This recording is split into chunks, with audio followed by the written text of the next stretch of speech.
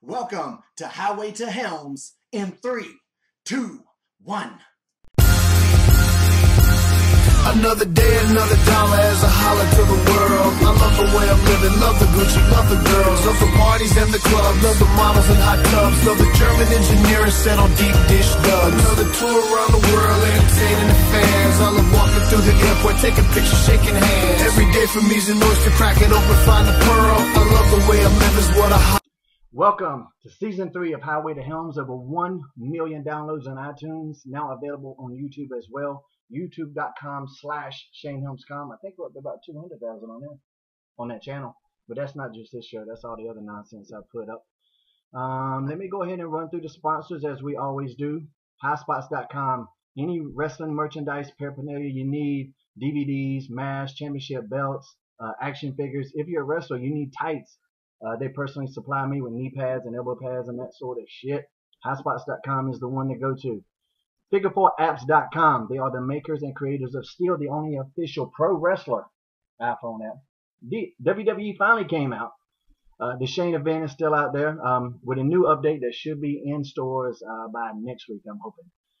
They also put out the I'm a Fight Fan. If you're an MMA fan, get the I'm a Fight Fan app.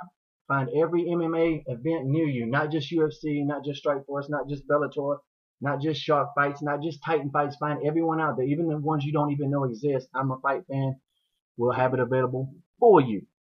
Same concept for I'm a Wrestling Fan, not just WWE, not just TNA, not just Ring of Honor. Find out all the local indie promotions around you. It logs into your GPS in your phone. It takes you right to the door. Same concept for NASCAR and Indy racing fans. I'm a Race Fan. Self-explanatory. Same concept for I'm a Comic Con fan. Also got to thank RF Video, the producers of the only official Shane Helms shoot. Not that I really, not that everything I do is a shoot, so I guess, and you can just watch this show, I guess. But anyway, rave reviews, but as I say, that's only because I read the positive shit. And this episode is dedicated to one of my favorite actors who passed away yesterday, sadly, Michael Clarke Duncan. The Green Mile is one of my favorite movies of all time. I love the book. One of the few times where the book and the movie are both great. Normally one or the other sucks, but depends on which one you read or watch first. Yeah, Michael Clarke Duncan did a tremendous job. I think he was nominated for an Oscar for that, and sad to see him go, man. That was a good dude. I met him once. You met him once?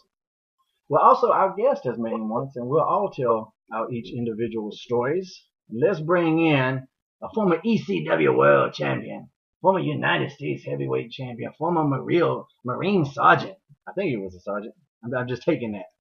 Bobby Lashley, how's it going, buddy? What's up, man? You like that introduction? I do pretty good for you. I like it, man, but I wasn't in the Marines. I was in the Army. That's what I said. I'm an Army Sergeant. I think JBL said Marine Sergeant. Did JBL always call you a Marine? I think Booker one time said I was an Army Ranger trained in explosives. Was that just one of Booker being Booker's deal? That was one of Booker being Booker. That's the one guy. Well, not the one guy. There's a couple guys that every time they call me, I will purposely send them a voicemail just to have documentation. Not to have documentation, but to listen to it over and over. Flair is one. Bushwhacker Luke is another. What's he say? Whoa! Hey, mate! And he goes in there, and Flair's always in a party mode. So it's that. And Booker's another one. We was talking last week. Somebody else always do that too. I intentionally send in a voicemail just so I can save that shit. I think I even got. I don't know if we can even hear it. I think I got one Booker on here. Let me play this shit. You got 400 voicemails saved on it. Because I fucking hate my phone. Oh, voicemail. Oh, that was a speaker. I don't even know what a microphone is at this fucking thing. Get on that. Oh yeah. You might can hear this. I don't know if you'll be able to hear this, Bobby, but you'll know exactly who it is. Hit me up, dog. Could you hear it? Yeah. Hit me up, dog. Anyway, so what's going on? You out in Colorado right now? Yeah, man. Just finished training this morning. Get ready to fight or do something. When's you got a fight coming up? You say? I got a couple calls, man. I got. It's one of those things that I'm juggling right now. Because I've been so busy, I opened up another gym, so it's like, gotta fight, gotta train, gotta make some money. Been doing some wrestling shows and trying to do everything at once, man. Yeah, that does keep things pretty busy. You've had a history of guys pulling out of fights though. Nobody just wants to fight Bobby Lashley. Yeah, man. You know that last little deal with John Jones when he came through and he pulled out. Man, I was like, man. And they asked me what my opinion of it. Everyone, one of my fights is going to fight, man. The last fight when I fought for Shark Fights, I had like 4 different opponents switch 2 weeks before the fight. All the way through my career, it's been kind of like that. I never knew I'd get the fight. It's kind of BS. It is what it is. Yeah, but I think I saw both sides of this, and we talked about this a little bit last week with Mike here. I see from his standpoint, I don't even know why Chael was off. Chael was offered the fight for one reason, because ticket sales on that fight sucked. That's why it got canceled. It had a weak undercard, ticket sales sucked, and Dana just threw John Jones under the bus. Yeah. You know, because he didn't mention none of that shit. And I don't even know why Chael was offered a fight. Like, he ain't won a fight at light heavyweight that was worth his shit in a long time. Goes down to middleweight, gets his ass whooped by Anderson. And the first fight, of course, you know, he was winning most of the fight, but he still got tapped out at the end. And then the second fight, Anderson just, you know, finished him off in the second. I was like, how does that give you a shot at the light heavyweight championship? And the thing was, the only reason Chael was going to be in there was to boost ticket sales. So for me, from John Jones, I saw it as a no-win, because if he beat Chael Sonnen, so what? He's beating a middleweight that failed at the middleweight championship. And if he wins, so what? He beat a middleweight that failed at the middleweight championship. Yeah, I mean, he might have should have done it anyway, because I heard people saying that it would have been an easier fight for him, but I don't think any of those guys are easy fights. Anything could fucking happen. Easier fight.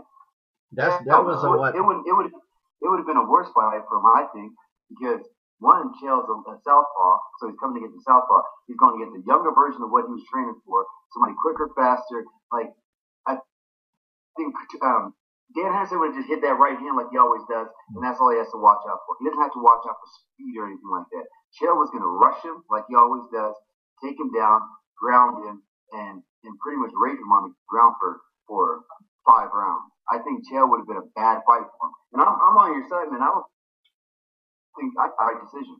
Because people don't understand it, man. People don't understand how the fight game is. They think we just go out there and fight. They think everybody just goes out there and fights and it doesn't really matter. And then this guy's the best because he won this time. Nah, man, there's so many different things that come into play. Hell, when I was in Strike Force, you know, I signed a good contract. I went out there a couple days before my fight in my room having the kind of shakes. I felt sick. I went to the urgent care and I got a couple IVs. They said I was dehydrated. They didn't know it was wrong. They wanted to run some more tests. And me being in that fight mood that everybody talks about, I was like, don't tell anybody. Go on, took the fight.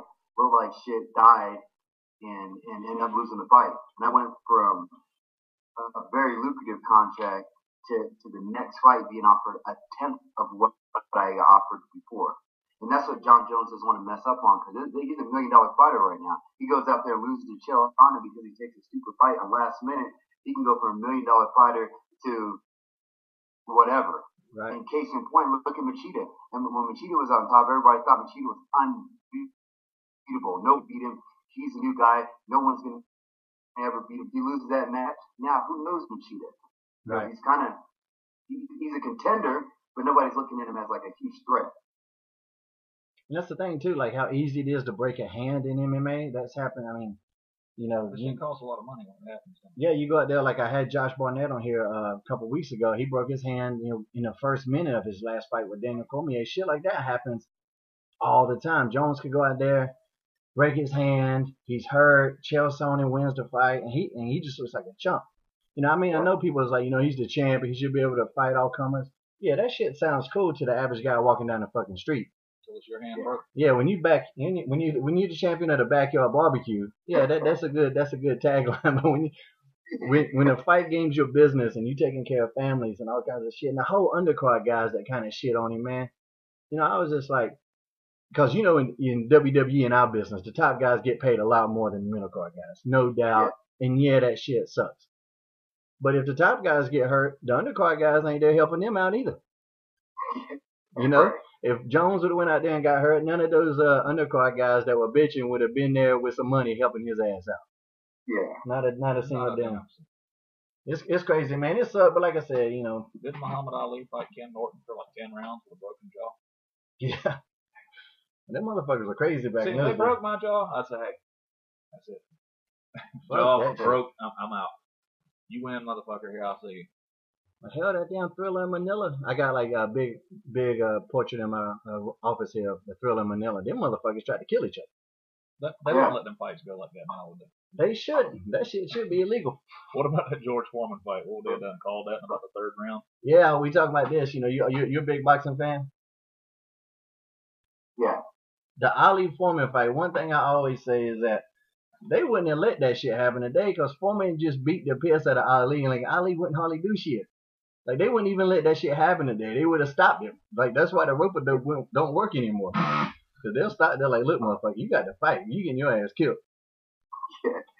Somebody was throwing the towel. There was actually a good boxing. Boxing's trying to step up a little bit here recently. They signed a couple good fights between now and the end of the year, and I can't think of what the guy's name. I never saw him fight. Some guy was on Showtime or HBO this past week and did some good things. Boxing took a heavy. See, boxing.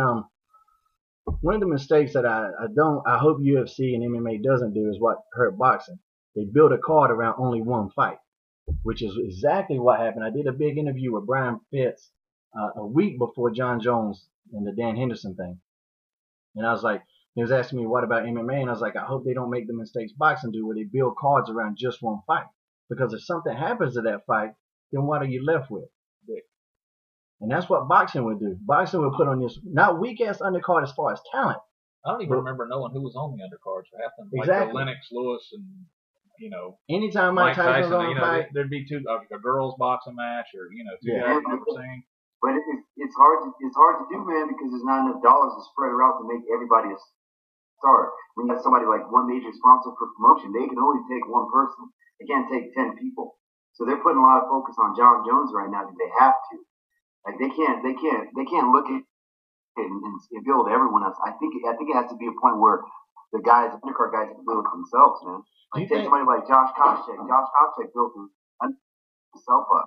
Oh no doubt the guys had to do some more, but they have enough guys, and they might be just trying to, you know, they've always copied the WWE model as far as pay-per-views and doing shows and shit like that. I mean, that's what they were known for, is that copying that, you know, the WWE model almost in everything. So trying to do too many cards, that might be why they're spreading themselves thin, because they have stars. They definitely have stars. But how many of those guys can perform on a pay-per-view every fucking month? Yeah. You know? Yeah, it's that greed. It's that greed that's crushing the business, man. There should still be a WEC. There should still be a strike force. But, man, they're just taking everything, man. And I think that's the problem. The UFC should just stick with what they had before. Because now, the WEC, you know, some people like to see a card full of middleweights and lightweights and some of the smaller guys. And then have, like, 12 guys for Jose Aldo to come after him and fight. But now, it's like, man, you can only have, like, the top little guy on the card. Because all the other guys are thrown away. Like, where's Mike Brown? Mike Brown's fine on the undercard. Where's Uriah Faber? We don't even know where he is. So we lost so many good fighters because they have all in one show, and then they're trying to do it so often. It's disgusting, man. I think if some of these other promotions were built up a little bit, maybe the Titans do something, maybe Shark can do something. But there needs to be that competition in order to keep it interesting. I don't even know what the next card is. I'm not even excited about the next card. So I don't even. The next fight that I want to see is maybe Overeem and Dos Santos. I want to see Kane and Dos Santos.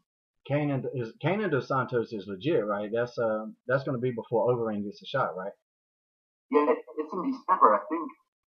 The next card, 152.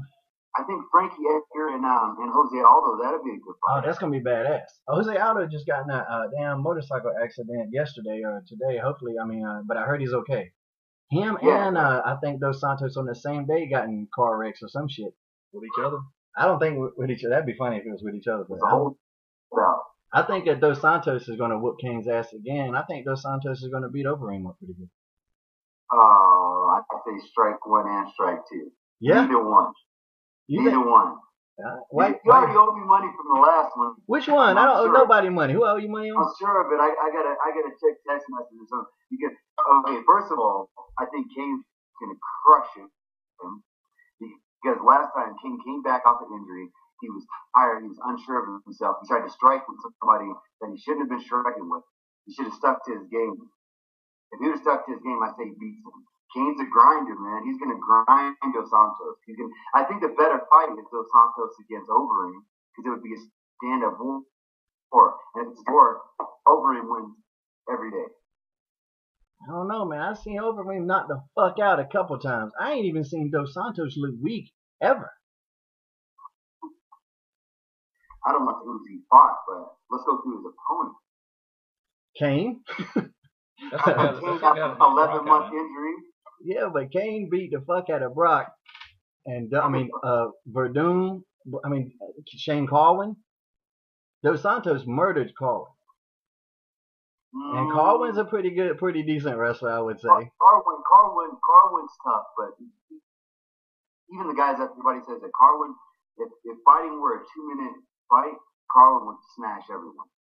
They went rounds, man. Carwin tried to cut his weight down. I think everybody changed up their training style when they fought Dos Santos.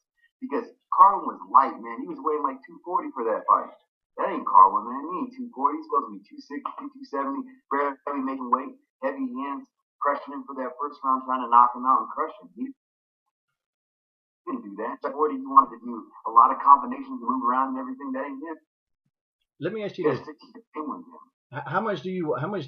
What's your fighting weight when you fight? I mean, obviously you're heavyweight, but what do you fight at? About 245, 250. Do you think there should be, like Dana White and them, they're talking about adding another weight class, but it's at 115? Fucking, Are there adults that weigh that weight? I can't, when you're obviously high, I guess you got that weight class. I'm a smaller guy, especially in wrestling, so I got love, but I'm like, with all these lighter weights, why don't they make a cruiserweight division between like heavyweight and heavyweight? That's a 60-pound fucking window. To me, they should go up with the weight classes and not down. Like 115, like 220, 225. That way you can, Fedor, like that was Fedor's problem toward the end. Like when he was in there with Bigfoot, he never should have lost to Bigfoot. But Bigfoot was fucking gigantic. What's the cutoff for heavyweight in wrestling? 265. 265? No, what is it? The bottom of it. 205 is light heavyweight. So there's a 60 pound. 60 pound. You could weigh 206 and fight somebody that weighs 265. See that? But in the what are the underweight classes? They're about 10 pounds, a little over 10 pounds. Right? Yeah, it goes 205, then it goes 185, 170, 155, 145, 135, 125. And now you think about adding a 115. I would go. That bridge between 205 and 265 was huge. Man. I would like to see them do like a 198 and then a 220 and then heavyweight. Because if you're stuck in that middle, you can't go up and you can't go down. And I'm kind of stuck in that middle. Like my weight, I eat like crazy. I'm eating all the time just to keep my weight up at 245 when I'm training 3 times a day. Because my weight sometimes dips to 230. I just feel weak at 230 when I know I'm fighting a guy that's going to come down to 275. If I'm off season and I'm not training and I keep my weight up there to 260s and stuff like that. But when I'm training, it's almost impossible to keep my weight up. So I'm always fluctuating right around the 240 range. If there's a 225, that'd be a perfect weight for somebody that weighs about 250. So you're saying move like heavyweight, maybe down a little bit to 198? Yep. And then at a cruiserweight, see, I can deal with that. Cruiserweight in boxing comes in between. A lot of people don't know that. They think cruiserweight is under light heavy, but it's light heavyweight, then cruiserweight, then and I don't even know why that term cruiserweight came involved. But you be cruising in between light heavy. You remember that tournament me and you got in? That fox catcher wrestling tournament when you fought Mr. Miyagi or wrestled Mr. Miyagi. If you remember, I was what they call the open division. Once you're over 18 or whatever. I was in the open division, and none of the other heavyweights wanted to fight me because they thought I was wrestle me because they thought I was too big. Mm-hmm. And then they matched me up with damn Kamala. Yeah, that guy was. There's no way he was 260. He was fucking every bit of 300 pounds. 300 pounds. And he wasn't that good either. He was just so big I couldn't do nothing with him. But I look out there, I see this guy on top of Mike, and I see 2 little feet sticking out like that. And it was a Greco-Roman, so he knew how to use his weight. But like those other guys, there was 3 or 4 guys, and they probably all 3 of them would have probably whipped my ass. They were just 198 pounds or 200 pounds or something. And I think I weighed in at 237 or 240 or something. And they thought I was too big. Did you ever do those go to just those freestyle Greco tournaments, like a AAU or whatever it was, where you just go around and just show up? Oh, yeah. And they just match everybody up. I did that for about 3 years, and this one tournament he's talking about. I think I breezed through the first round, and then like somebody got hurt in the second, so I got a bye into the final, and then the guy in the final just wouldn't wrestle me, and so they didn't want to just give me a gold medal like a I don't know, you know how it was in those tournaments. Like one week a bunch of idiots would show up, and the next week the fucking national guys from the colleges or whatever. Yeah, fucking the national team showed up in Cary one time and beat the piss out of all of us. But this one particular one, like they're going to give me the gold medal, but they want me to go out there and do this like exhibition match with this guy named George Bancroft, who was an alternate on the Olympic team back in the fucking 70s or something. Yeah, the guy was like 70 years old. He wasn't that fucking old, man. I don't know. He had some damn. He was probably in his late 40s, maybe early 50s, man. I went out there and like he was just doing like Mr. Miyagi shit, and I tried to arm drag him and I just fell on my face. Motherfucker whooped my young ass. Yeah, he didn't look like much. You remember he was just wearing like a white t-shirt and a pair of shorts. He wasn't even wearing a singlet or anything. And he had that old man grip where he gripped my shit, my fingers turned white. Yeah, it froze. I was like, God damn. Like they just wouldn't give me my fucking medal, and because they kind of called me out in front of everybody. You know, it's like, well, you know, we give you the gold medal, but we at least do an exhibition match here. I was like, I guess. This old dude, hell yeah, come on, motherfucker. I knew something was up, though. I was like, 'cause you can tell a wrestler. Bobby knows. You can tell a wrestler when you see somebody the way they move and shit, and they get out there on the mat. And I was like watching. I was like, this motherfucker knows his shit. Well, I never did much. I never had any experience with Greco either. I don't know how much you had. But that's a whole different. Yeah. You know, these guys come walking at you with their hips sticking out, and you're like. But you were a freestyle, right, Bobby? Yeah, I was in Greco. I did some Greco when I was in high school. Were you comfortable with Greco? Did you like it? Army Team's primarily Greco, so we trained with the Greco team all the time. And then we went on the Olympic Training Center and did the freestyle then. So I do both. I like Greco. Greco's when you see motherfuckers getting suplexed on that damn head, though. Yeah. Greco's the fun stuff, because that's where you see all the throws. That's all really it is. It's positioning and throws. I was actually really weird though, because normally the tall, lanky guys don't do well in Greco. And but I don't know. I did better in Greco, like in those particular tournaments I'm talking about. I did better in those than I did in freestyle. Just getting out of in freestyle, you're all about protecting your legs too. In Greco, you know, you stick them out there and protect your upper body. Yeah, you don't have to care, but still, like a lot of those shorter guys with that powerful base, like Bobby's got that down, like shorter power. They fucking once they look in there, you're like, God. A taller guy like myself. It's hard to get under somebody. And I say I was tall for my weight. Like, I'm only 6 foot, but like for my weight, everybody else I wrestled was short as shit. And they would get in there and fucking. Oh, that's the way it was with me in high school. You know, I'd wrestle a guy that was a foot shorter than me and had arms like that. And he'd walk out there and go.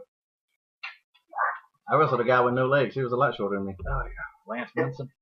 There's a guy on my team in high school had no legs. He had the upper body of a damn 200-pounder. And they didn't weigh him with his damn prosthetic legs on either, did they? So he wrestled, he had no legs. He weighed what I weighed without legs. And he would just reach up and grab us by the wrist. He was on my team. So he'd reach up and grab us and just yank us down and fucking club us like whack-a-mole. And he would actually just do an inside cradle, like not even really technique, just fucking pure strength. He could bench 315. And we would have to hold his hips down, because his body weight couldn't balance it out. I used to work out at World's Gym over there with me. And if he fucked with us, sometimes we let his hips go and he'd flip backwards. I had to hold him down one time when he was doing lap pulls. My college team, they had one leg. He was the same way. And then when we do sprints, he would do on a skateboard. So that got so strong he had to pull him.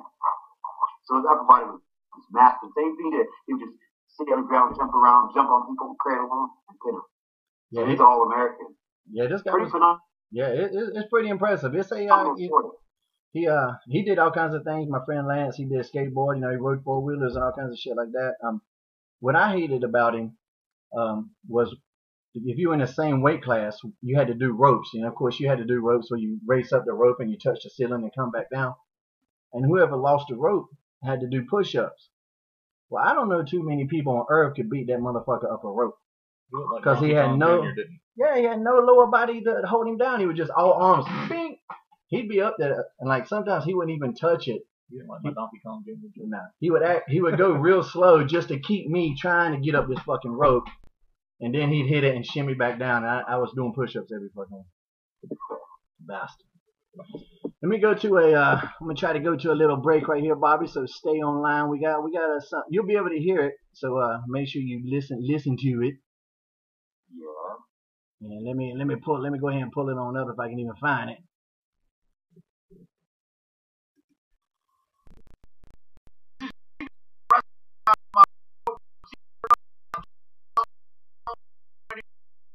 Except for what's coming this weekend, and that could be a hurricane. That's right, Tropical Storm Leslie bearing down the beautiful island of Bermuda here, right in the middle of the Atlantic. We got nothing to protect us, so we might need you, Shane Helms and the Highway to Helms, to cut us some slack and say, stand back.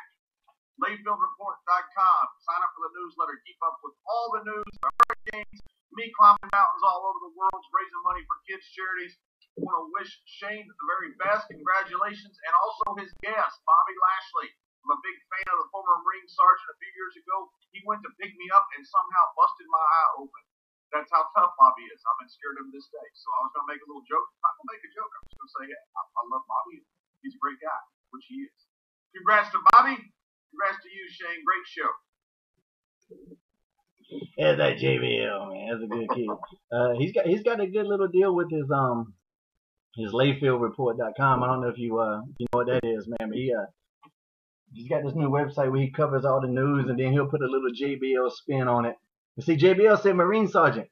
Yeah, see, again. That's why that was in my mind. You were in the Marines, you just forgot. Yeah, your ass was in the Marines, Bobby. See, you got them little ears, you got them little bitty ears you can't hear. That's what it is. Hey man, don't talk about my ears, man. I'm sensitive. Josh Barnett was talking about your ears a couple of weeks ago. I can't remember what he said, but I bet he was. He was like, "How do you get Q-tips in them or some shit like that?" I don't know. But gotta thank JBL for throwing that in there for us. Man, I love hearing from him, man. I keep up with him on Twitter, man. I check out all the stuff that he got. I look at the what is it, Lakefield Report? Yeah, LayfieldReport.com, and like I say, it's not just, it's got nothing to do, not nothing to do with wrestling. If there's a big story in wrestling, it'll be up there. He does good with keeping up with that, but just all the current events, and his delivery on anything is just spectacular. Him and Ron Simmons used to crack me up. They were funny. I mean, I'm not talking about on screen. I'm talking about backstage. They were like a damn comedy team back there. Yeah, without a doubt. Is he still climbing those mountains? Yeah. Something happened with the last one, and like some storm hit or some shit, and they couldn't finish it. But he's doing another one. He's raising a lot of money for kids. He's doing a lot of good things. That's one guy. When I first met him, I never would have thought, he was such a damn party animal and just crazy as shit. If I thought he would have been on Fox News all the time, giving stock tips and political views, I never would have thought that.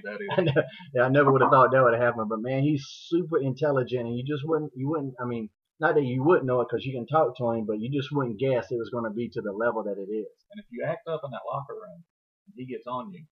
Yeah, if JBL didn't like you in the locker room, your ass is going to have a long day. Oh yeah. I was fortunate enough not to get on his bad side. I stayed on his I guess except the time that I busted his eye open, I don't think I called him on that one. You don't remember? I did. I don't remember. I was pretty light. Shit. Light by your definitions. You anything you miss about the WWE other than walking to the mailbox every Monday? No, man. I miss it all, man. I really enjoyed my time. I thought we had a good. We had a good people that we were working with, man. I thought the shows were pretty hot then. It was at the time, I think, when I'd have my match, but then I went back to the monitor to see what else was going on. So, and then a lot of the people that I worked with, man, I miss Ken. Ken was on the road with us, and we had a whole group. We had a good group. We had Booker, always doing color commentary back and back, and then we would joke around. We'd go out. We had some pretty crazy stories, anywhere from Guatemala to everywhere else. So we ran around in and had some good times. So yeah, I think it's pretty cool. We had some good stuff going on. That period of SmackDown from 2005 2006, man, that whole roster was stacked. That was as about as powerful of a roster as I've ever seen. And that was some good times. Do you remember in Italy? Was it in Italy where the girls ripped our shirts off? And we had to sneak back into the TV hotel without shirts. Or we borrowed like jackets, and you had a little tiny jacket because you're fucking gigantic and it wouldn't fit. What was it, an extra large? No, we were in a club, and for some reason people's shirts started getting taken off, and some girls ripped ours off. And I remember I had an expensive shirt too. Like I had some expensive shit, and I remember like whoever, me, you, and I think Ken or somebody, or whatever, and they had like y'all had on T-shirts or some shit. So it wasn't that big of a deal, but I was like, that was my good shit. That was my good. I was like, God damn. And I remember we had to like buy jackets or something to sneak back in the TV hotel. It was that same week. It was that same night actually that dude quit. Remember that motherfucker? I mean that I'm trying. What was his name? I think it was Colin. He was a network exec. What was his name again? I think it was Colin. Colin. We were just talking about that like a couple weeks ago, and for some reason I'm calling Colin. I don't know if that was his gimmick name, his name on TV, or if that was his real name. But he was in Deep South. And I think he went by like Colin. I don't think it's a Colin, man. That don't sound right. He was like Kylie's handler or some shit. He was a network executive. Was he an Indian guy? No, not that guy. He was a white guy. He was like a network. He was Kylie's handler, like behind the scenes. They made him drive Kylie around, and that drove him fucking nuts. And it was on SmackDown. It was just like there for a little short period of time, and he quit. He left his damn gear bag and boots on the bed, and went and bought a fucking ticket home. Burned out. What y'all do to him? We didn't do shit. We were out. We had nothing to do with this. We were out at the fucking club. There was a couple people that gave him a real hard time that night. JBL? JBL was one of them. I think it was JBL from Noir. You going to your archives? Hold up. Y'all keep talking. I got to Google this shit. What's it? You think it's a Colin? I know the story. I remember the story. I'll tell you who JBL is. 2 hours away from the airport. JBL. And they called downstairs. It was I'm pretty sure it was JBL and Benoit. And they kept going back and forth on it until he broke.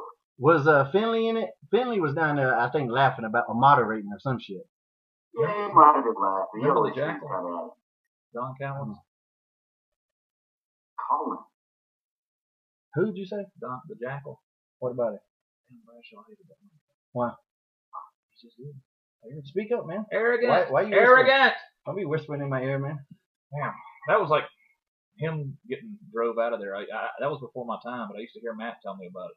It's like JBL would sick Matt and Jeff on him, make him go do shit, fuck up his car and stuff. I was like, damn. Why did he just hate him for no reason? You ever met him? He's kind of I don't know. Who is? You find his name? I don't even know what to Google. I don't even know what to search. I just put WWE executive quits and Palmer Cannon. Palmer Cannon, that's what it was. So that you combine them two, you come in with a Colin. That was pretty close. Yeah, it sounds all right. Yeah, that motherfucker quit. And two, somebody called Ray. Remember they called Ray's room and told him that he was leaving. And Ray run out there in his boxers. This guy's getting in the cab. Ray's running out there in his boxers, trying to go, "Don't leave." And they said it looked like some gay love story. I wish I could have saw that shit. I never would have let Ray live that down if I saw it. They fired what was that big German guy's name that shot himself not too long ago? The big Ludwig Borger. He shot himself? I think so. Dead? Maybe. But he was they fired You can't him. just say shit like that with a maybe. I'm pretty sure it killed him. Maybe he shot himself and killed himself. They fired him at the TV, which is odd. Instead of calling him when he's at home when he can't do nothing, but he's walking out to the car with his bags fired, and Christian comes back in the parking lot and sees him walking and yells out the window and goes, "Get out of here, you motherfucker!" Christian, because he doesn't know he's fired. He's fired. Get the fuck out of here! You damn jabroni, get out of here! Yeah, carry my bags while you at it. Fuck you, get out of here! I remember us being in those cars, but we had to sneak back in that damn TV hotel. Well, they wouldn't let you in there with no shirt. Well, we didn't. Not that we didn't. We just didn't want to show up with no fucking shirts on. What, walk in the lobby and there's everybody standing there? Yeah, You explain that one. I don't know. So we borrowed shirts or something. I remember the one I was in was too fucking small for me. I think Bobby was in a real tiny shit. I don't know. Sometimes you gotta get small. Yeah, sometimes you gotta get small. I'm not gonna go into the whole details of this one story. But it involved me getting into some shit. Y'all got some good ones here, don't you? It involved me getting. I'll tell my side of it because I don't give a shit. I ain't working there no more. But we were at maybe in Germany. It was definitely Germany. I don't remember the city. But I think it was Italy. No, it was definitely Germany because the Germans were there and they went downtown with me. Okay. So I remember that part. There was a downtown involvement here. But there's a football team. It was a European style football team. It's like American football, not soccer. Right. But they're in this club. And remember, we just wanted to get Kylie drunk. You remember that shit? We just wanted to get Kylie drunk. And he's over there with his little glass, and his fucking hands are gigantic. So a regular glass is like a shot glass. It would take like 10 gallons to get this big ass drunk. So it wasn't working, but we were trying. And I'm trying to get Andre drunk. trying to get him drunk, man. Fucking shit wouldn't work. And there's anyway, this football team, apparently normally they're the big stars there, and because we came in and stole the heat, they're getting all hot about it. Oh, you told me this story before. I've heard this. You heard it before? So anyway, we're making it out. Long story short, some guy he tries to start it with Tatanka. Is what it was. He tried to start it with Tatanka because the club is underground, and you gotta pay to get out. You got this fucking stupid ticket that you go and get punched. You get you take it to the bar, and when you get a drink, they punch it. And then you got to produce that ticket to get out. Want to settle up? And settle up. It's fucking crazy. I never understood why you wouldn't just lose the ticket and be like, man, I lost it. But I don't know. Maybe there's a minimum fee when you do Then that. they put you in the gas chamber. Kill you? Yes. So anyway, at the damn bottom of the steps, this one guy's trying to damn start some shit with Tatanka, but he's, Chavis is cool as shit. He's like, oh, no, man, brother, just calm down. And I'm sitting there going, oh, Lord, we almost out of here. Why'd they go after him? Because he was the biggest dude in there? No, he wasn't big. No, he wasn't big on Kali. He wasn't big on this motherfucker. We had damn Mark Henry. We had a crew. Yeah, we had a crew. And so next thing I know, I'm sitting there with my hand on the stairwell and against the wall like this, like, damn, just let us get out of here before the shit breaks down. And the dude comes under my arm and pulls me backwards and like tries to pull me down the stairs like to get by me. How'd that work out? Like the fucking out. As I sent that motherfucker rolling down the stairs. So then they got us all out. How does that manhandling shit work with you? I don't like to be pawed at. Thank you. I would not be pawed at. Thank you very much. And anyway, they got us out. And so now the dude is going to be all mad with his brother. His big brother is the biggest guy on the team. And he come all out, who hit my brother? He's all like this.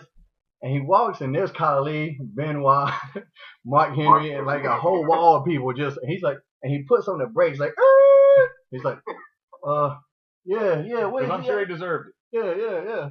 And Bobby's over there against the wall trying to get small. And I was like, what's Bobby doing? Bobby's like over there, like in case shit breaks down, he's ready to fucking pounce or something. It's like, what are you doing? He's like, man, I was trying to get small. Motherfucker, you're 250 pounds. You're big. Oh, because when that dude, when he came out the back, man, he was looking no Mark Henry, no Kali, no. He was trying to find the smallest person to pick on. So I was like, if I get small, maybe you can come pick on me.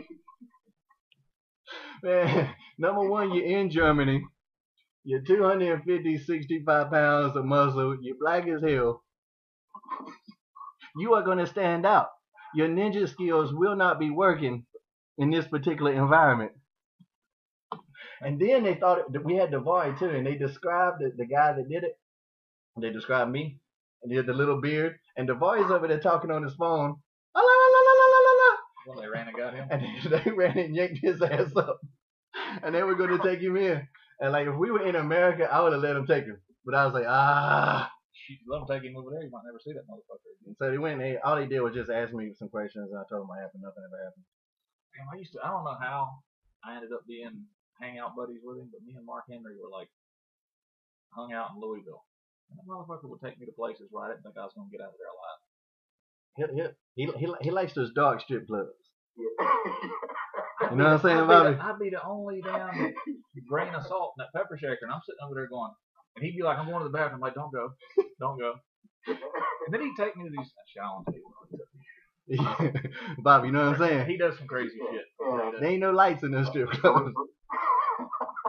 And when he's driving, you have no say. Bob, let's go. All right, Mark. He took me one in Miami. He was like, yeah, man, you ever been to a black strip club? I was like, I'm from North Carolina. We barely got black strippers. I said, well, I'll go, man. I don't care. What's the worst could happen? Have you ever we stayed in this state. That's the wrong thing to say to Mark too. Is what's the worst that could happen? Well, we stayed in this extended stay hotel in Louisville, and we're not in the same room, but he was The lodge. Yeah, it was the Suburban Lodge. Oh, so y'all went at Louisville at the same time? No, he was there after me, I guess. No, but I know the lodge. That's where. Yeah, that's where we stayed. It was over there. That's where you had to live in the hotel? You didn't have to, but they'd give you a rate. It was cheap. I mean, it was like $20 a day or something like that. It was cheaper than renting an apartment or something like that. I stayed there for a while and ended up staying with Randy Orton and this girl out there. But yeah, Mark was in there and a couple other guys. But we'd be sitting there. We wouldn't have anything to do that day. We'd practice or whatever in the morning. He'd call me up. Come on, man. He'd call me over to his room to play Madden football. We'd sit there and do that. Come on, man. Let's go. Where are we going? I don't know. Go out there and get that damn gold Escalade of his and ain't gonna tell him where I fucking end up. I mean, that's one of the guys I stay in contact with all the time too. I used to work out with him too, and that'll make you feel like a damn punk. Yeah, I'd be in there thinking, he'd be over there squatting, and he'd come get me and say, "Come here and spot me, man." I walk over there and he's got like 900 fucking pounds on the bar, squatting. The damn bar's bending like this when he's squatting, and I'm standing behind him trying to get my arms around him. My legs are out like this, and I'm like, dude, if you fall backwards, I don't really know what I'm gonna do here besides cushion your fall. It's one of the things, and I'll include Bobby in this list too because just how strong he is. That's a thing. That's a degree of talent that unless you work with somebody, you don't understand. When somebody's that strong, how easily it would be for Mark, like I said, Bobby, Big Show, any of those guys with that amount of strength to just hurt you so easily. The fact that they don't kill people. And Mark and Big Show are probably the two I use the most. I would say Khali, but he actually did kill somebody, so, fuck. Yeah, he did. Like, throw him on their head or something. Yeah, they killed somebody in training or some shit. Out in California. I can't verify that, but I heard that too. I've heard that ever since he came around.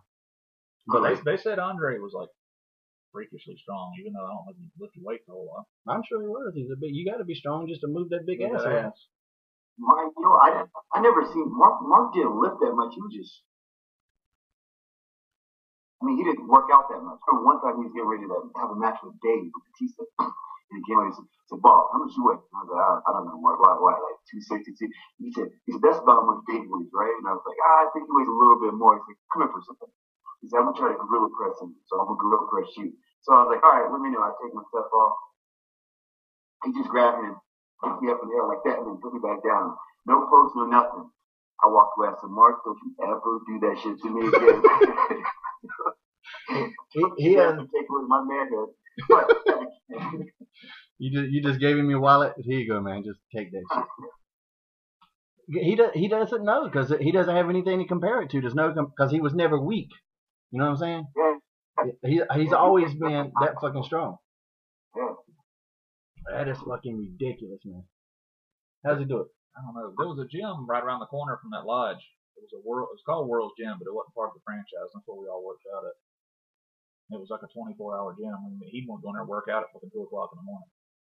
Mark? Yeah, we got out somewhere and come home fucking drunk. He wouldn't go in there and work out. Did you ever see Ron Simmons work out? Yeah. Ron would just walk in there, put like 315 on the damn bench, do it like 15 times, put it up, go grab like an 80-pound fucking dumbbell. I saw him doing concentration curls one time with 80s, and I was like, man. And throw that shit away and then leave in jeans. Yeah, well, I was gonna say he'd go in there with his street clothes on. He had jeans and his cowboy boots and a damn tank top. And he would be in there all of 20 minutes. I think I seen him maybe an hour total the entire 10 years I worked in WWE. And maybe, I mean, he wasn't there, but 4 or 5 of those years. But the entire time I saw him, I would never see him in the gym. Maybe an hour total. Just go in there, and fucking leave. We had a match on a house show with him one night. Who? It was fun. Me and Murray against APA.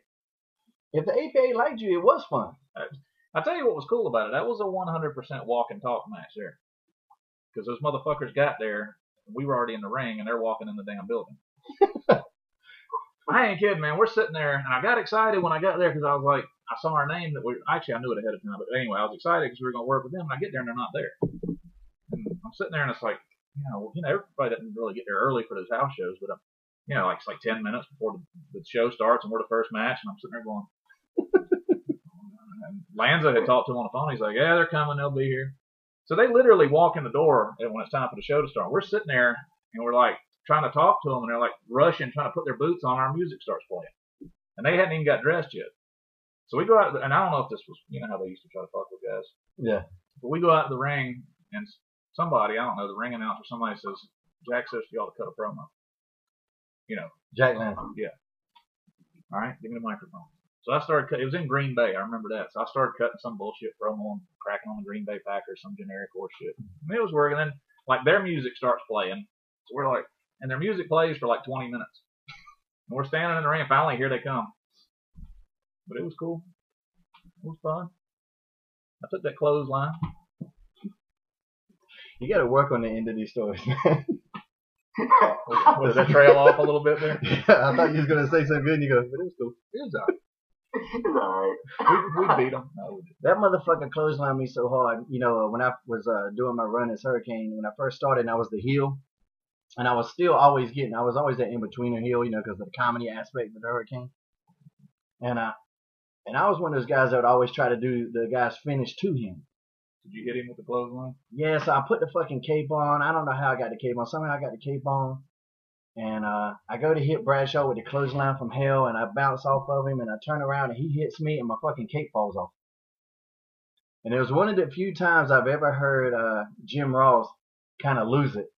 Because he would just go, oh, like if he could have said fuck, that would have been, it would have came out. Because it was just motherfucker. I just remember going back, and fucking, I look up, and Bradshaw's got my cape in his hands. Like, what the fuck? What did it do? This? I know, my damn soul did that. When I took it, I didn't really get a lot of time to think about it because I didn't know he was going to do it. Probably the best. Yeah, I mean, like I said, the whole match was called in the ring, and we got the heat on him, and he was ready to make his comeback. So he tells me, I got him in the corner. He said, "Shoot me across. I'm gonna come out and hit you with a clothesline." I said, "Okay." Shoot him over there, and right when he was coming like this, I was thinking, "Oh shit, that's that fucking." Yeah, it's best just to take it though, because if you make it look bad, they're gonna get your ass. Oh no, I always like to step the crowd, step to the inside where they don't get the face. It's still You a start lot of weight coming behind that. Oh shit. yeah, so it was like getting tackled. When I used to team with Lance Storm, we would work him a lot, and somehow Lance always be the one that would take Ron's fucking spine buster. Now Murray took that. That looked like That one where he just put his hand right in your damn chest, you know what I'm talking about, Bobby? And you're like, ugh! all I saw was Murray's feet sticking up out of the canvas. I know Lance never complained about shit, you know. But I knew he hated that motherfucker. People didn't like our shit. I know, I wouldn't either. They used to do this shit. You know how Bob Holly does the Alabama Jam thing? Yeah. Him and his partner, who was a big guy, Mike's about 6'5", and I was about 266, something like that back then. it was a big motherfucker, and his partner was about the same. They would do a double Alabama Jam slam, whatever the fuck it was, and they would just whip you. And they did it to one guy on the Indies that had a damn luchador mask on, and his mask flew off, and I could have swore his fucking head was in it. I thought they killed that motherfucker. And that was like, God, why y'all trying to kill people? The bad thing was, it was Murray did it like, that was his finishing move, and then we just changed it and did it as a double team. It was hard enough when he fucking did it by himself. Yeah, Remember when we did it to that referee that time? And he hit the mat and bounced back up like eye level and came back down again? There's a picture of it somewhere, and you're standing there going, like looking at him like, motherfucker. Like I told you not to do it. Hold on real quick, Bobby. We're going to go to another quick commercial break.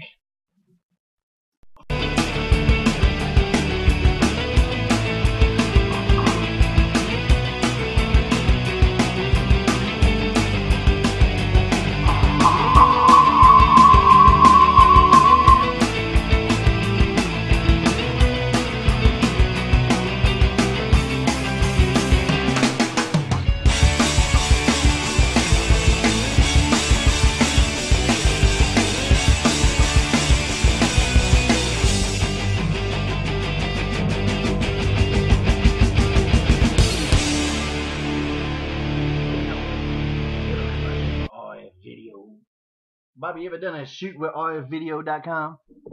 No, they asked me to do. I think they asked me to do one before. I tell you what, man, the best thing to do, don't do like Trevor Murdoch and try to say a bunch of stupid shit just to get sales. Just tell the truth. That's what everybody likes. You don't got to be all controversial and fucking hate on people. Just tell some funny stories, some bullshit. People love it. That's what I did. That's what I did. I sold 1 million of them. Not really, but I don't know how many I sold. Now they're good people, man. What do they do? They have you do the shoot. I think they talk to me before they do the shoot and they sell it. Yeah, they'll pay you a flat fee, like an appearance fee. But see, but then you just get copies of it and you sell it on your indie appearances.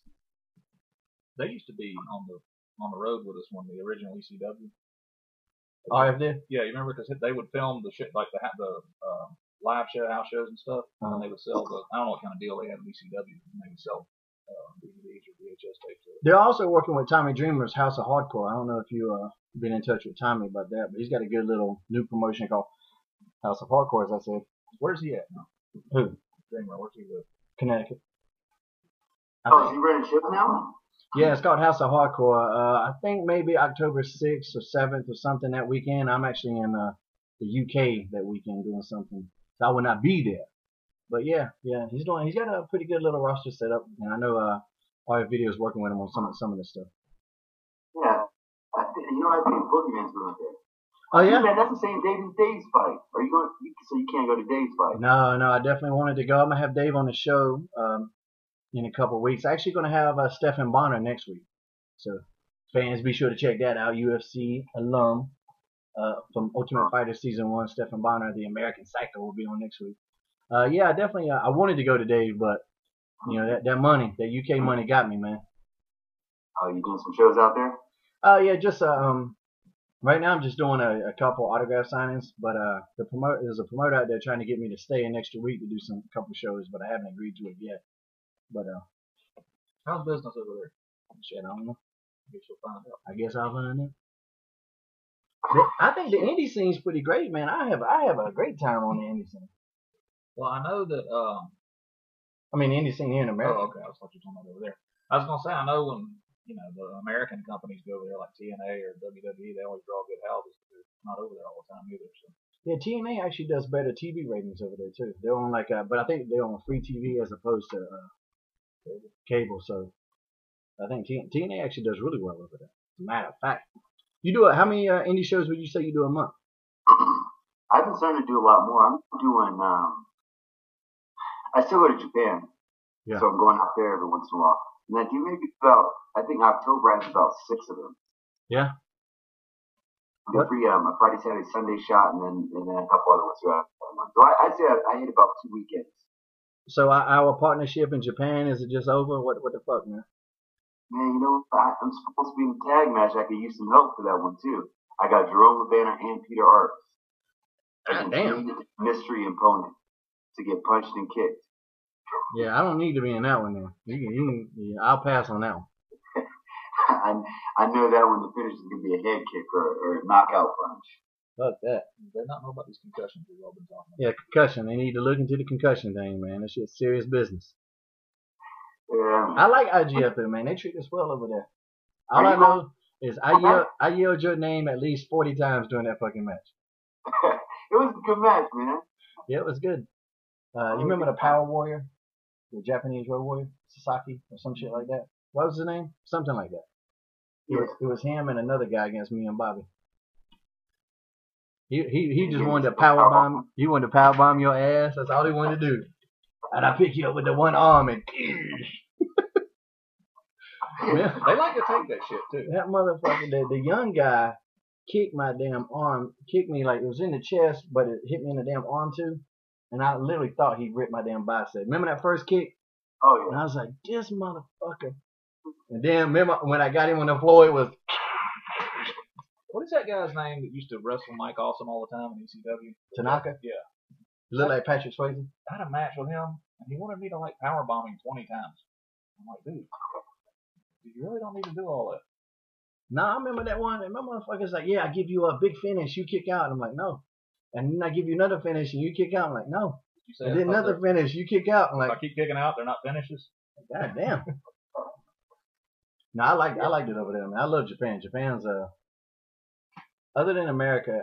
I mean, I love Canada too because I always have great times there. So I say America, Canada, but Japan is right there with one of my favorite places ever to go.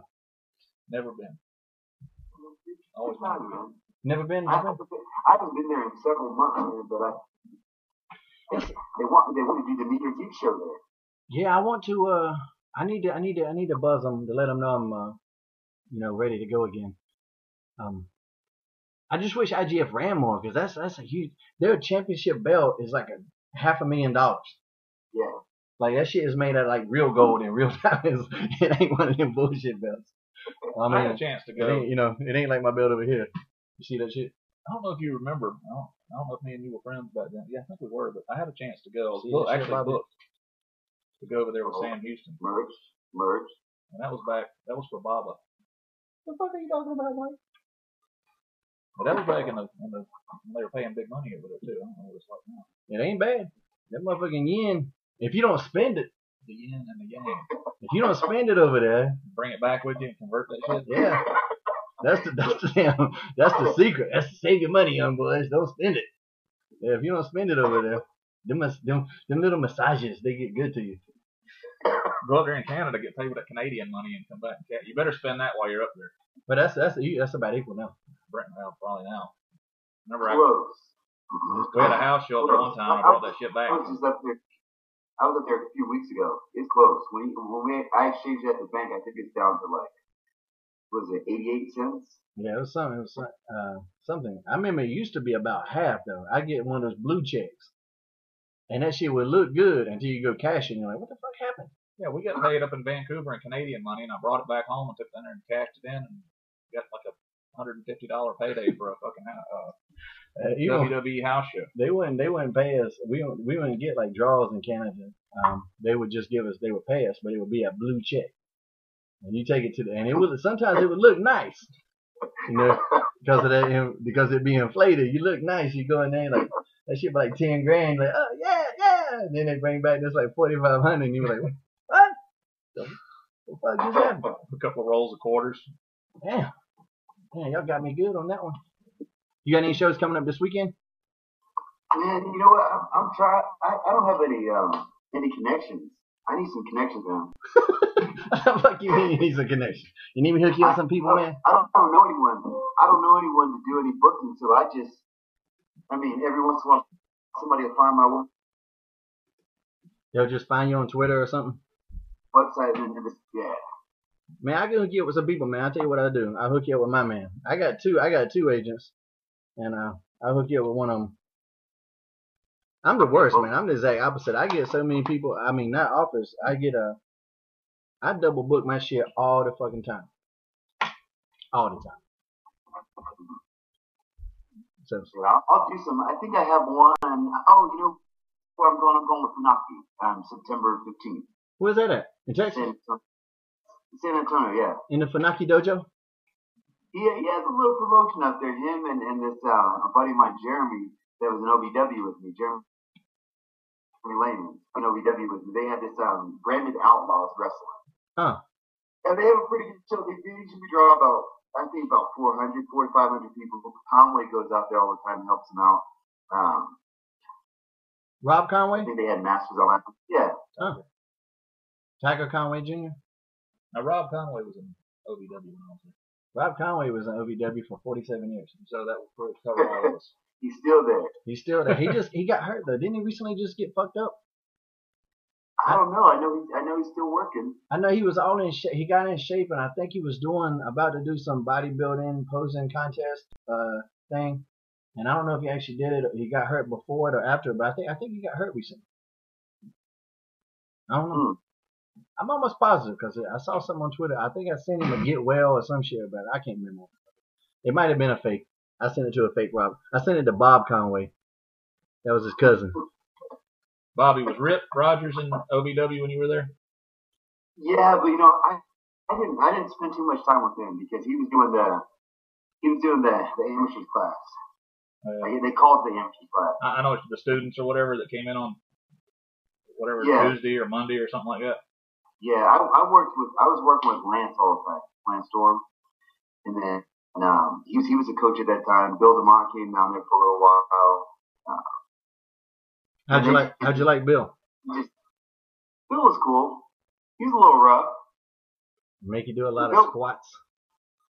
Yeah, we did a lot of squats. Bill was kind of one of those guys that if he liked you, he was cool with you. If he didn't like you, he made it completely obvious that he didn't like you. So he gave some people a hard time, but he was cool with me. I went out and had a couple of drinks with him from time to time. He was cool. Ain't it weird how when you know you can whoop somebody's ass, they're cool with you? I don't know if that was the case all the time, but I think that's a lot of times, especially in the wrestling business. I like Bill a lot, but I know he bullies his students quite a bit. You know, I know when he was doing Deep South, there's a lot of guys down there getting hurt doing a bunch of unnecessary horse shit. I never liked that, but I like Bill. And I always notice the people that he's kind of okay with are like always the tough guys. Like, he never wants to fuck with them. Strangely enough. Strange how that works. Be a star. Be a star. Don't be a bully. Don't be a bully. Don't be a bully, Bobby. You know, I'm not a bully. There are some people that I need to rough up, but. You know, Rip Rogers is kind of a weird dude. Have you ever hung around him at all? No. He's out there. And not in a funny, you know, comical kind of way. He's just strange. Is he still down in OVW? I don't know. I don't know. But they brought Bobby Eaton in the last month or two I was there to be a trainer. I don't think that stuck too long enough. Bobby did? Why not? Something about him, man. He's a real nice guy. And you know how good he was in the ring, but he just doesn't have that communication skill to be a really good trainer.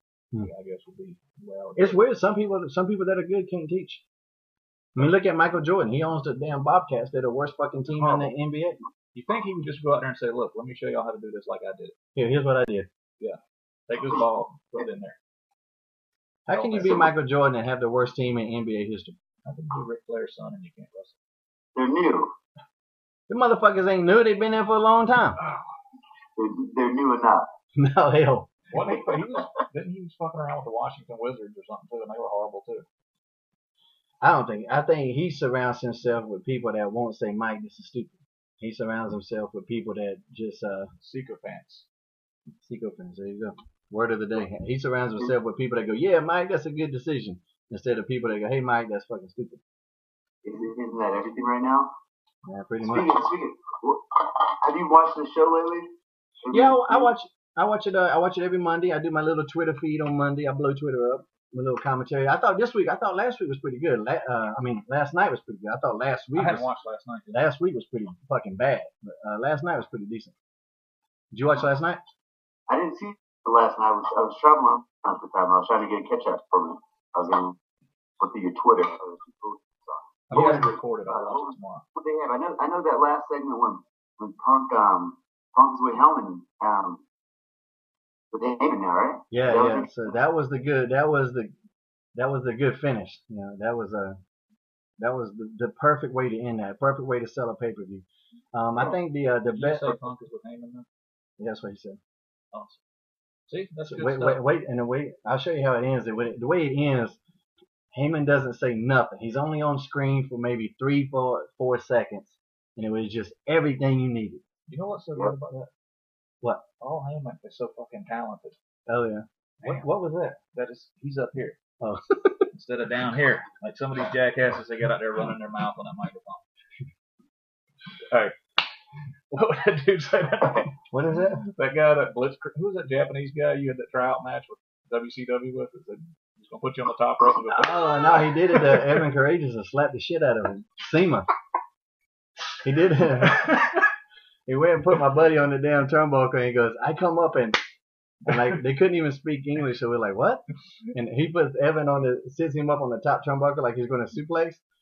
Well, the Japanese guy's just on the ring and just runs up and goes, boom, right in his damn face. So he did exactly what he said he was going to do? Yeah, he goes, yeah, I hit you right in the face. Hey, told you, motherfucker. But that was good, but wait till the hug segment. There's a hug segment with Daniel Bryan and Kane. It's fucking classic. Oh damn! I'll believe that one when I see it. Because they did the anger management thing, and then they let the fans vote. Do Kane and Daniel Bryan have a match tonight? Do they compete as a tag team tonight, or do they hug it out? They voted to hug it and out. So they voted. So they do the intros. Kane's in the ring. Bryan's in the ring. They go to the Twitter feed. It's like 57% from fans say hug it out, and they stretch it out, dude. I mean, it is fucking hilarious. I thought it was great. Fight Club style. The perfect example of less is more, and just facials. And Bryan, a couple times, D. Bryan was almost about to crack up. And I don't know why, but Kane was bleeding out of his face. Hugging it that hard. I don't know what the fuck happened. Underneath his mask, it looked like he was bleeding. I don't know what the hell was going on with that. But they finally hugged it out. But then they got mad at each other again, and it ended up back in fisticuffs. But man, it was fucking great. It's just like the crowd was engaged into it, and that's really something that WWE's done good with that, with the new app and their Twitter. Let fans have a little bit of involvement. That shit. No, I don't think I think it's illegal to do that. If you do like texting and shit like that, like American Idol, where you text in votes and shit like that, I think it's a federal offense if you work that. And I think that shit has to be legit. I think there's ways where they kind of manipulated a little bit, where it's like, because I think everybody was gonna pick Hug It Out.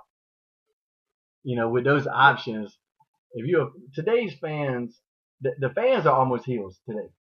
You know, yeah, you know, they almost want to be heels themselves. You know, because I was talking about on Twitter the other day, and I put on my Facebook too. I was like, Sopranos made me love the mob. Dexter's got me pulling for a serial killer.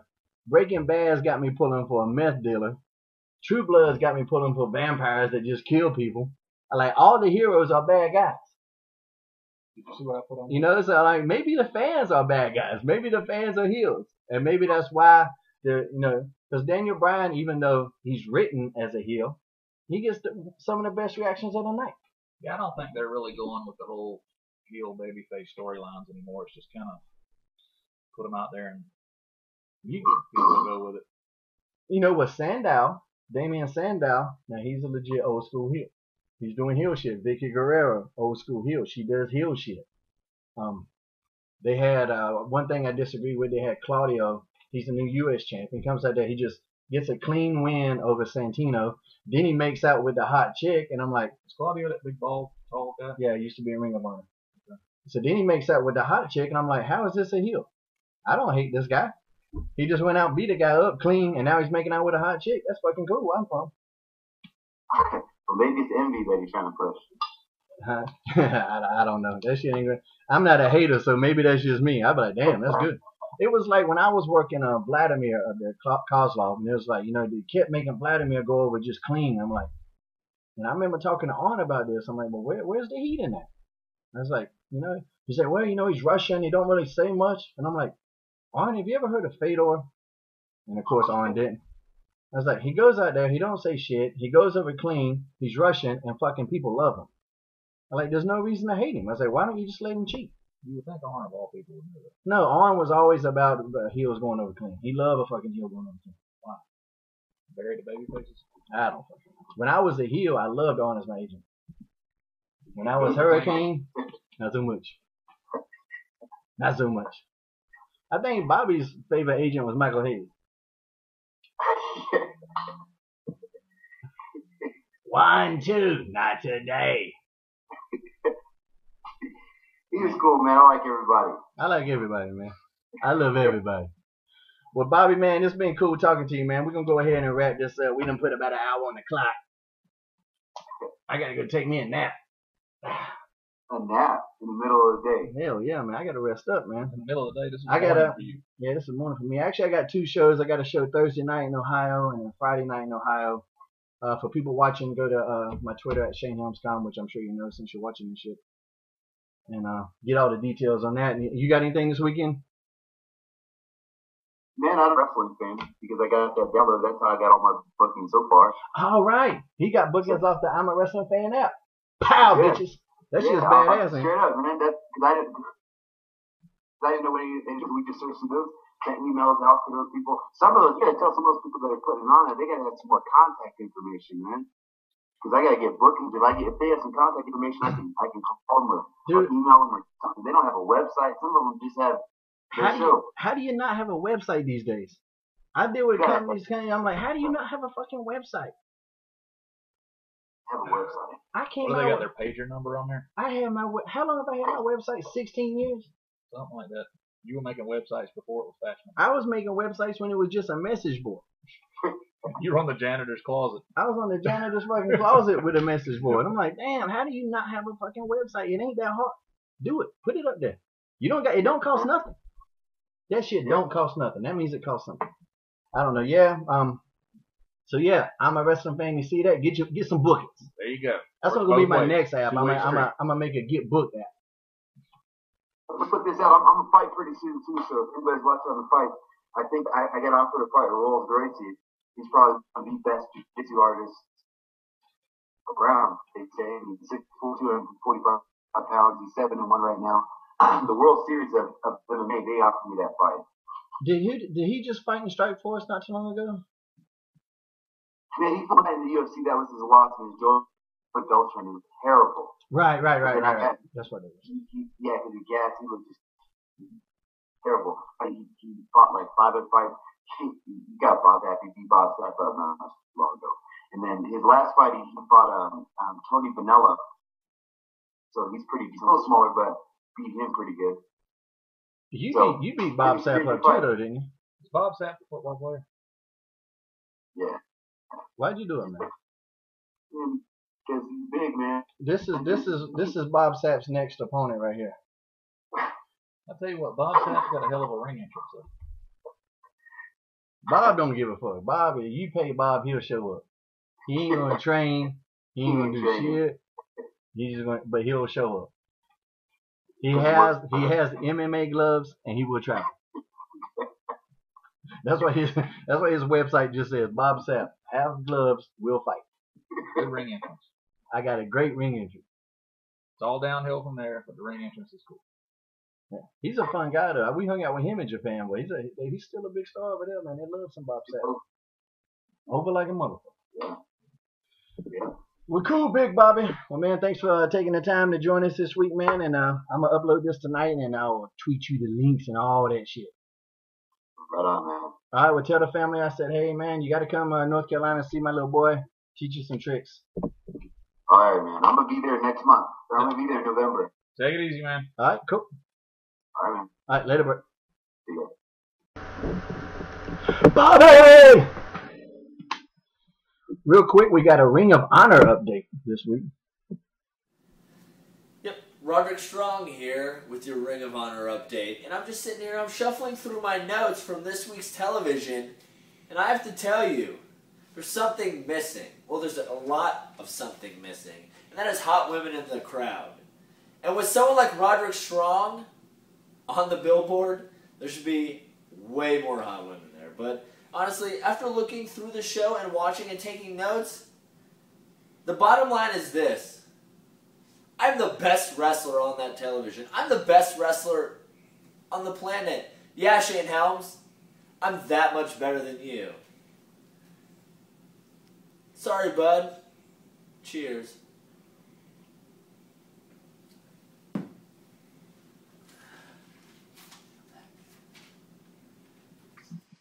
Well, thanks everybody for watching this week's episode.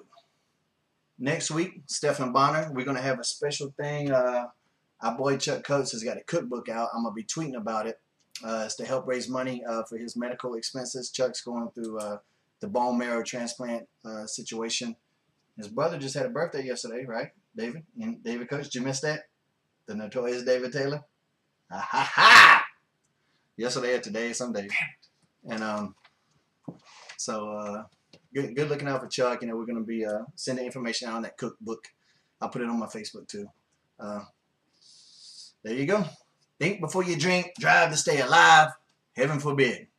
Highway to Helms.